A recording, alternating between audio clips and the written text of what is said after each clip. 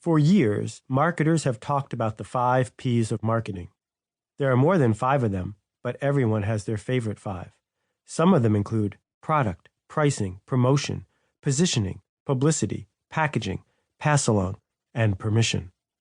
This is the marketing checklist, a quick way to make sure you've done your job, a way to describe how you're going to go about getting people to buy what the factory just made. If the elements are out of whack with each other, for example, pureed meals that you market to senior citizens but taste like baby food, then the marketing message is blurred and ultimately ineffective. Marketing isn't guaranteed to work, but the way things used to be, if you got all your P's right, you were more likely than not to succeed. Something disturbing has happened, though. The P's just aren't enough. This is a program about a new P, a P that is suddenly exceptionally important. The new P is purple cow.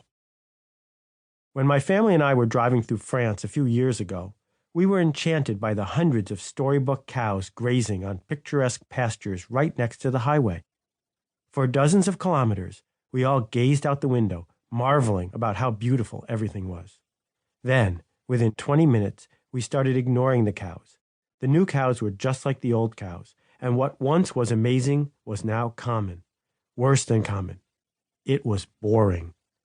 Cows, after you've seen them for a while, are boring. They may be perfect cows, attractive cows, cows with great personalities, cows lit by beautiful light, but they're still boring. A purple cow, though, now that would be interesting, for a while. The essence of the purple cow is that it must be remarkable. In fact, if remarkable started with a P, I could probably dispense with the cow subterfuge. But what can you do? This audiobook is about the why, the what, and the how of remarkable. Something remarkable is worth talking about, worth noticing, exceptional, new, interesting. It's a purple cow. Boring stuff is invisible. It's a brown cow.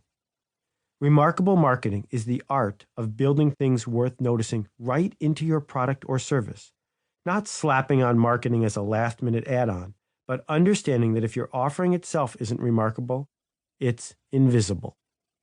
The TV industrial complex was a symbiotic relationship between consumer demand, TV advertising, and ever-growing companies that were built around investments in ever-increasing marketing expenditures.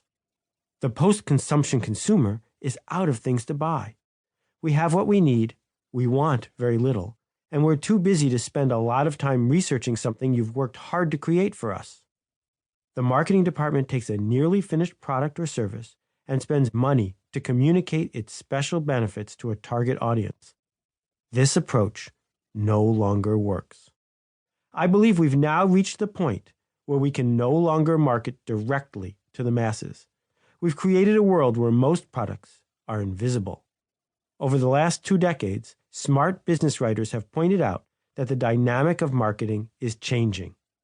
Marketers have read and talked about those ideas and even used some of them, but have maintained the essence of their old marketing strategies. The traditional approaches are now obsolete, though. 100 years of marketing thought are gone. Alternative approaches aren't a novelty.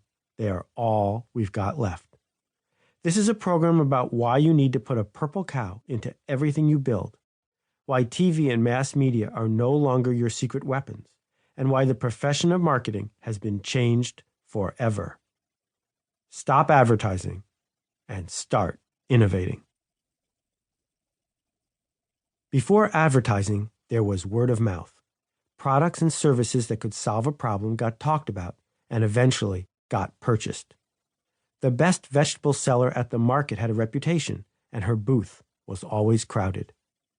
During advertising, the combination of increasing prosperity, seemingly endless consumer desire, and the power of television and mass media led to a magic formula. If you advertised directly to the consumer, every consumer, your sales would go up.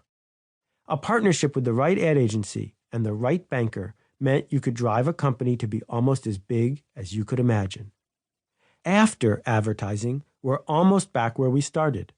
But instead of products succeeding by slow and awkward word of mouth, the power of our new networks allows remarkable ideas to diffuse through segments of the population at rocket speed. As marketers, we know the old stuff isn't working. And we know why. Because as consumers, we're too busy to pay attention to advertising, but we're desperate to find good stuff that solves our problems.